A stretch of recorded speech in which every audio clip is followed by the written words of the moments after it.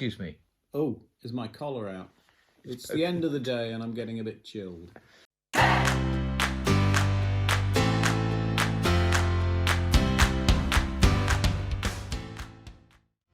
End of the church's year, or rather beginning with Advent 1, the new church's year. And we've got Mark 13:24. But before we get into that, how are you? I'm all right. It's been a long week. But we've just had Bishop's Council, which was, as usual, uneventful, but positive. So yeah. That's good. That's good. I had an extraordinary visit this morning to the Army barracks in Woodbridge. Okay. And really helpful. Really just learned a lot about the issues that young personnel are facing, their families are facing, and so forth. So dovetailing with your work in the House of Lords on defence. Yeah, so it was good. Nice. It was good. Okay, so let's have a look at the passage. It's Mark 13:24 to the end, sometimes called the Little Apocalypse of Mark. Or half of the Little Apocalypse. Or half of the Little Apocalypse of Mark. And for many people, they're left scratching their heads, wanting to know what's going on here. Jesus uses this language about the sun and the moon and everything's going to, be affected. There's sort of cosmological, uproar, and this generation won't pass away before these things come to pass. But as for that day and that hour, nobody knows. It all sounds unfathomable. So explain, illuminate. I'm not going to explain or illuminate. I'll leave that to you. So I'm struck, and you may want to refer to this as well, but we had a very interesting session last weekend with Professor George Van Kooten, who was talking to us about, amongst other things, but about where he would locate this historically in relation to the Roman Empire, in relation to he would date it 68, 69. You're talking about period. Mark's Gospel. Mark's Gospel, which we're starting with the new church year. Yeah. You mentioned Mark. That's what I picked up from you. Already told us what the passage was. I'm just trying to help our viewers. Carry on. They're a lot brighter than we are, so I think they've figured it out. So Mark's Gospel, and he locating its composition probably in sort of 68, 69, that sort of period. And it was a time when hearing rumours of wars would have been real because of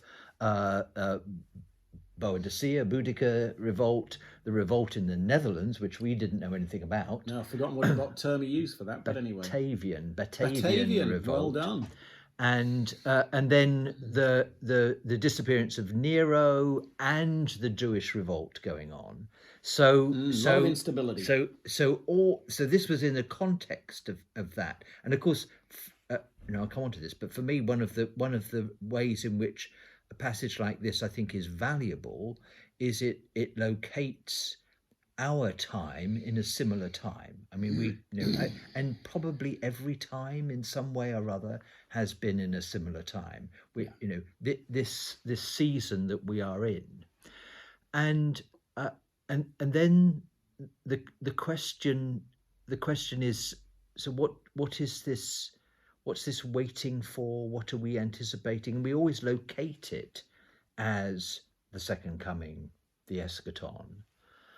And I was struck looking at one of the commentaries, how in fact you could also, given that phrase about, this generation will not pass away without having seen this, you can also locate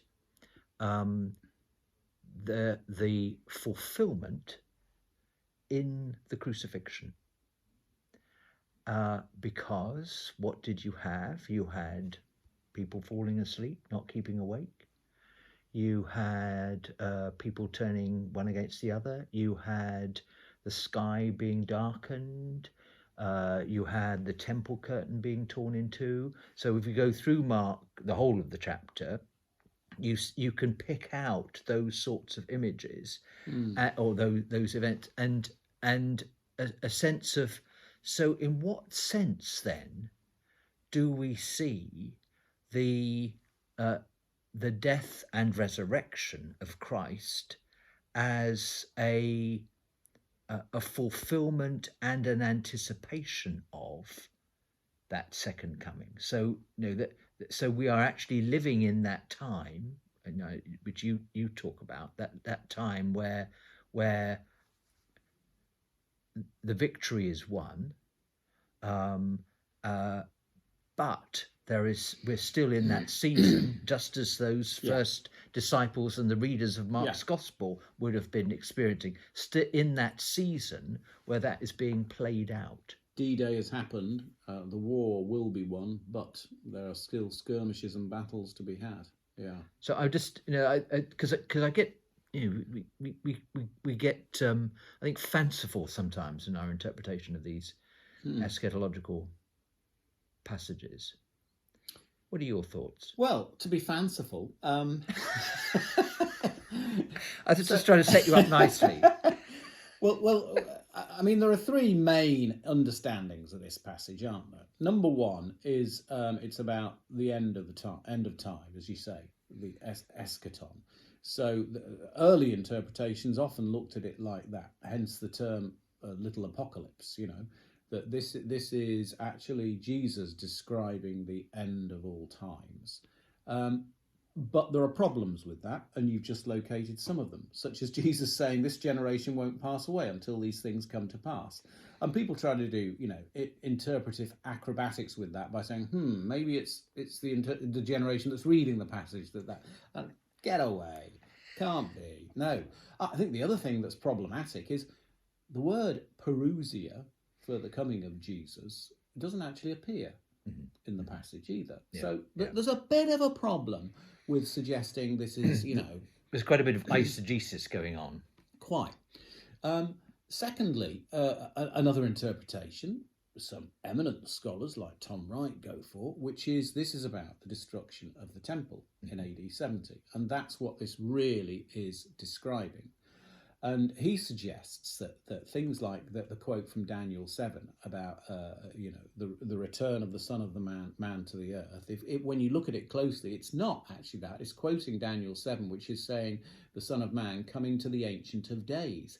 In other words, being vindicated. Mm-hmm. So the vindication of the Son of Man is what is being talked about here, and that clues into all sorts of powers being overturned. And the cosmological happenings with the sun and the moon is precisely what you get in places like Isaiah 13 and Isaiah 34 when that happens. So as John Barton once put it, what is not being said by Mark in this passage is, the sun and the moon are going to be, kind of eclipsed in various ways, and meanwhile there'll be clouds and a bit of rain in Tel Aviv. It's not a kind of weather forecast. It's an indication of the kind of like disruptive social and political happenings that are going to come to pass. So you got to say, there is some credibility in that approach, but and I suppose the other thing to say is if you go back to where Jesus is asked a question, of which this is a passage, a part of it. Yeah. It is when will these things come to pass that the disciples are saying about, and Jesus just said, that it's going to all be torn down, the temple. So that makes some sense. But then there's all this other stuff in there as well in the passage, which doesn't seem to fit with the destruction of the temple. And it's almost like towards the end of the passage that he's expanded the kind of view from about verse 32 to actually move from the destruction of the temple to this idea about the end of times. So for my money, there's a bit of both going on. You've got the destruction of the temple in places, but you've also got this sense of, what is going to be happening overall in terms of where the future is going. I could be wrong, but one of the puzzling things for me, and I don't know if you can shed any light on this, is like with the parable of the sower, the disciples are confused and Jesus explains to them. Here, the disciples don't seem to be confused at all by what Jesus says, whereas we have some trouble understanding it. So somehow it must have been plain to them what he was talking about. See, that's where I, we have to separate. We're talking about the disciples. We're talking about Mark's readers, the context of Mark. But if we go back to the disciples, that's where I think the fact that this comes right before the start of the Passion means that it has its resolution happens in some way or other in the Passion. You're almost, you say what you're saying is it's essentially Johannine in that respect. Yeah. In other words, the glorification and the vindication is the cross, which is also this cataclysmic happening that's echoed in Matthew with, the graves being opened, etc. Yeah. Which doesn't quite help us preach as we anticipate Christmas. But we'll leave that to our very bright viewers.